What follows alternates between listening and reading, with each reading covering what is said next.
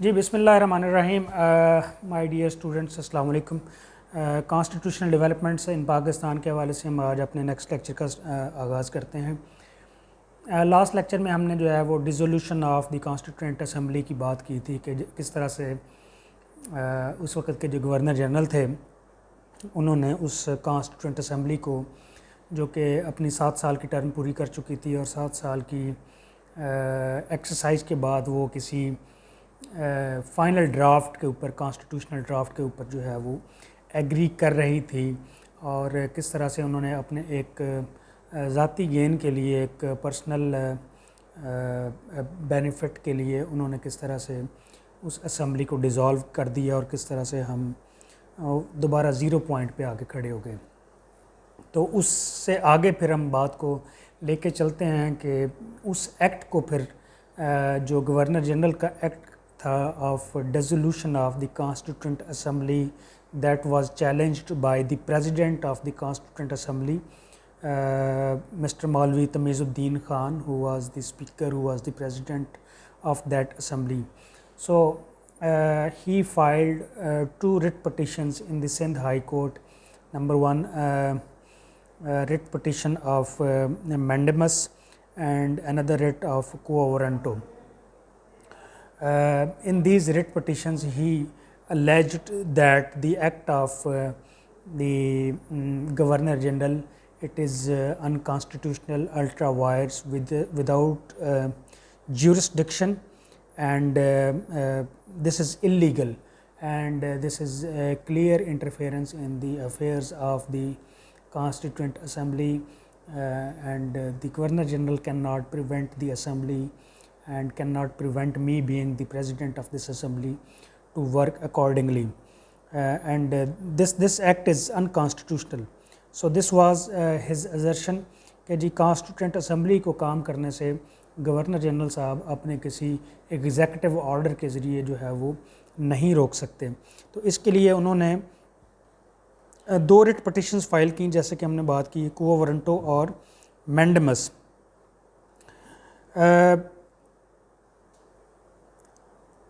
Sindh high court کے full bench نے اس case کو سنا، اور انہوں نے یونینیمسلی یہ فیصلہ جو ہے وہ مولوی تمیز الدین خان کے حق میں انہوں نے دیا. انہوں نے the court overruled the objection. Objection تھا گورنمنٹ کی سائڈ سے کہ جو گورنمنٹ آف انڈیا ایکٹ ہے، اس کا جو سیکشن 223A ہے، that is not operative and functional and it cannot be exercised. So the question arises that what was that section, what was it providing? So basically it was providing for the exercise of jurisdiction in the form of quo warranto and mandamus by the high courts. So the government's plea was that the high courts didn't have jurisdiction to exercise this power. They do not have any power to allow these writ petitions because the section under which this authority is being exercised that hasn't got any assent from the Governor General of Pakistan. Their viewpoint was that every legislation, every adopted or new legislation that need to get assent, consent from the Governor General of Pakistan. تو ان کی تو بات یہ تھی کہ جی high court کو جیورسڈکشن ہی نہیں ہے، وہ اس کیس کو سن ہی نہیں سکتی، کیونکہ جس سیکشن کے تحت اس اتھارٹی کو ایکسرسائز کیا جا رہا ہے وہ آپریٹو ہی نہیں ہے. تو کورٹ نے، ہائی کورٹ نے، سندھ ہائی کورٹ نے اس آبجیکشن کو اوور رول کیا. دوسرا ان کا جو آبجیکشن تھا وہ یہ تھا کہ جی the court also overruled a similar objection against the new section 10 which limited the discretion of the Governor General in his choice of ministers. Interpreting the provisions of the Independence Act regarding assent of the Governor General, the court held that it did not provide that assent was necessary. اسی طرح جو نئی enactment ہوئی تھی section 10 کے ذریعے، جو constituent assembly نے کی تھی، اور جس کے ذریعے انہوں نے گورنر جنرل کے جو آربیٹریری اور ڈسکریشنری پاورز تھیں ان کو کرٹیل کیا گیا تھا، اس کے اوپر بھی آبجیکشن گورنر جنرل کی لیگل ٹیم نے ریز کیا ہے کہ جی چونکہ اس سیکشن کو بھی گورنر جنرل صاحب نے ابھی تک اسینٹ نہیں دی، لہٰذا یہ بھی آپریٹو نہیں ہے، اور چونکہ یہ آپریٹو نہیں ہے لہٰذا گورنر اپنے جو کانسٹیٹیوٹنٹ اسمبلی جو ہے وہ گورنر جنرل کے جو ہیں وہ اختیارات کو ریڈیوس نہیں کر سکتی، اور یہ جو ریٹ آف مینڈمس جو ڈیمانڈ کی گئی ہے مولوی تمیز الدین صاحب کی طرف سے، president of the constituent assembly کی طرف سے، جن کی یہ اس ریٹ کے تحت ڈیمانڈ ہے کہ گورنر جنرل صاحب نے جو نئی کیبنٹ جو بنائی ہے اپنی آربیٹریری پاورز کو یوز کرتے ہوئے،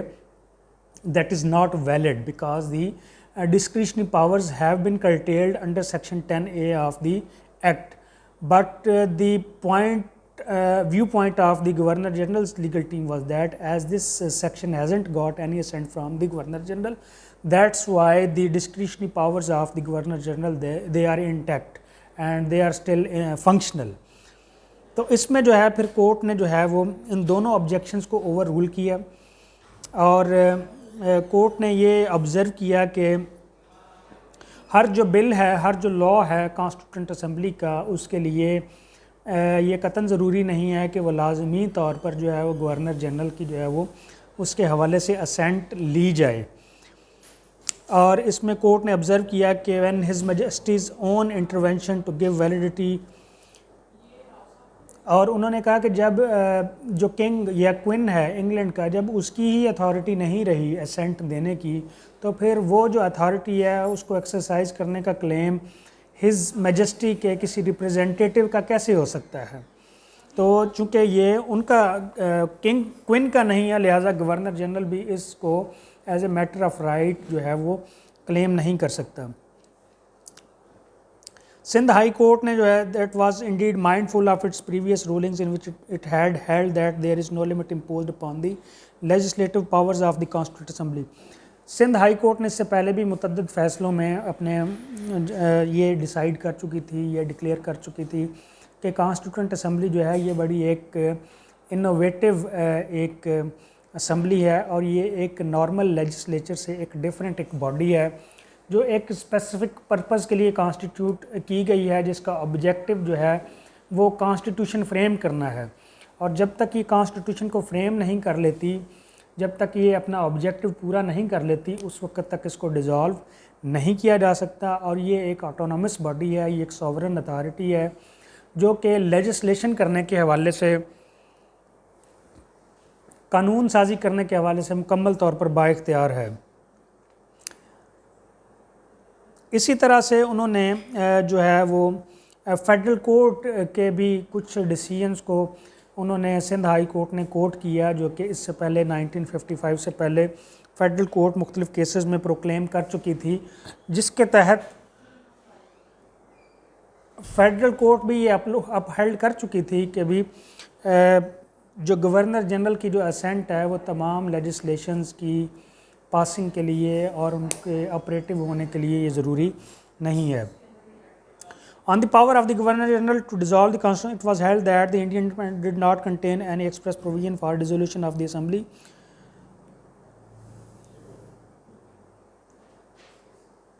اسی طرح یہ بات بھی آبزرو کی گئی کہ جو انڈیپینڈنس ایکٹ 1947 تھا، اس میں کہیں بھی یہ اپنے گورنر جنرل کو جو ہے وہ یہ اختیار نہیں دیا گیا تھا کہ وہ ایک کانسٹیٹیوٹنٹ اسمبلی کو جو کہ ایک اسپیسیفک پرپز کے لیے کانسٹیٹیوٹ کی گئی ہو اس کو ڈیزالو کر سکے، لہٰذا یہ جو گورنر جنرل کا یہ جو ایکٹ ہے of the dissolution of the constituent assembly, this is arbitrary and against the law. The chief in this way the chief court of Sindh thus issued quo warranto to the ministers in the new cabinet۔ انہوں نے quo warranto issue کی، اور ministers جو نئی cabinet governor general Ghulam محمد نے constituted کی تھی، جس میں جنرل ایوب خان اور دوسرے لوگ شامل تھے،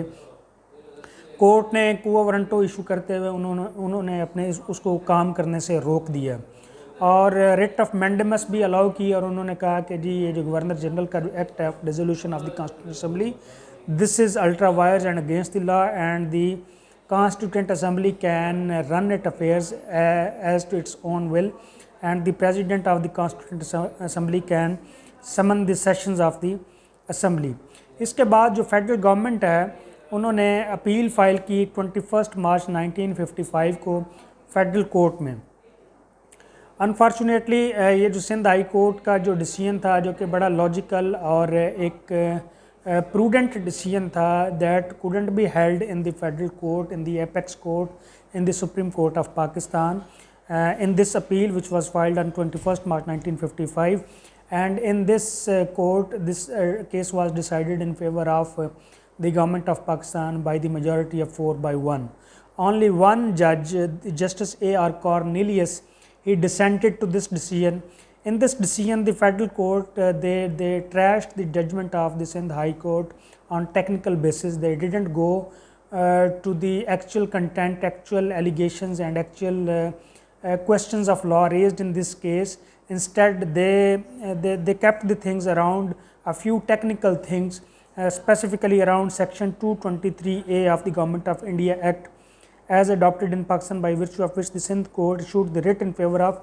Tamizuddin Khan case was not yet a law.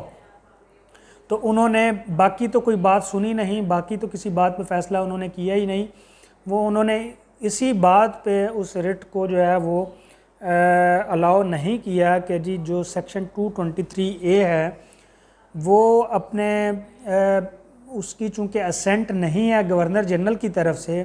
لہٰذا کورٹس کو including the supreme court of Pakistan and the high courts they didn't have any authority to allow writ of mandamus and quo warranto. Their assertion was that the Governor General of Pakistan, he is the part and parcel of the legislature, and no law can be passed without the assent of the Governor General of Pakistan. The court held that the enactment of the Constitutional Assembly, whether it functioned as a central legislature or as the constitution making body, required the assent of the Governor General. And since section 223 of the Government of India Act had not received such assent, it was not yet law, and therefore the Sindh court had no power to issue the writs. So unfortunately this was the verdict of the federal court. The majority of the federal court, interpreting the provisions of the Indian Independence Act 1947 concerning assent of the Governor General, held that it made the Governor General a constant part of the legislature, inasmuch as the right to give assent necessarily included in it the right to withhold assent. Every bill must therefore be presented to him to provide him an occasion to exercise that right, and unless a bill was so presented, a constitutional part of the legislature did not function and the proposed legislation did not become law. The requirement of assent to the Dominion legislation by the Crown or its representative was indispensable and had in no instance ever been dispensed with by the Crown. The legislation of the Constitutional Assembly under subsection 1 of section 8 is a part of the. تو اس طرح سے جناب علی یہ جو court نے federal court نے اپنے رٹ کے اختیار کو ہی جو کہ گورنمنٹ آف انڈیا ایکٹ کے سیکشن 223A کے تحت گرانٹ کیا گیا تھا, اس کو ٹیکنیکل گراؤنڈز پہ کورٹس جو ہیں وہ خود ہی ڈیفینسو ہو گئی اور انہوں نے اپنے رائٹ, اپنے اختیار کو, اپنی جورسڈکشن کو خود ہی جو ہے وہ رینڈر کر دی ہے. لیکن اس میں جسٹس A.R. کارنیلیس نے جو ہے وہ ایک ڈسینٹنگ اوپینین جو ہے وہ بڑی ریگرس قسم کی دی, اور انہوں نے یہ بات ری افرم کی اور سندھ ہائی کورٹ کے فیصلے کے ساتھ وہ کھڑے ہوئے کہ یہ بالکل ایک صحیح فیصلہ ہے after the lapse of the control and the government of the British people in Pakistan. Now Pakistan is a free country and it can decide its matter by its own, and the assent of the Governor General wasn't required in this particular case. And he also asserted that the dissolution of the Constituent Assembly by the Governor General, this act was unconstitutional and beyond law. تو اس طرح سے یہ ایک بڑا unfortunately 7 سال کی جو struggle تھی وہ ساری ملیا میٹ ہو گئی, اور اس میں ہم دیکھتے ہیں کہ اس سے پھر جو ہے وہ جوڈیشری جو ہے وہ اس کے بعد پھر بیک فٹ پہ ہی گئی, اور ہم نے جو ہے وہ اپنے آربیٹریری, ڈسکریشنری اور ملیشیس آبجیکٹیوز کو پورا کرنے کے لیے ہم نے ہماری کورٹس نے اور دوسرے انسٹیٹیوشنز نے, اداروں نے وہ بہانے ڈھونڈے اور ڈاکٹرائن آف نیسیسٹی بھی ایمرج ہوا, نظریہ ضرورت بھی اس میں جو ہے وہ سامنے آیا. باتیں پھر بعد میں جب اسٹیبلش ہوئیں, اس میں شہاب الدین جو شہاب نامہ لکھتے ہیں وہ پھر اپنی میموریز کو ریکال کرتے ہیں کہ کس طرح سے ان کا ایک امپلائی جو ہے وہ ایبسنٹ رہا, اور انہوں نے جب اس کی ایکسپلینیشن کال کی تو ان رائٹنگ اس نے یہ بتایا, اس نے ایکسکیوز کر لیا لیکن وربلی اس نے بتایا کہ he was on a secret task, and the task was to communicate the communications of the governor general of Pakistan to the chief justice of Pakistan at that time and to the judges, especially to the judge Mr. Munir, who has been defensive and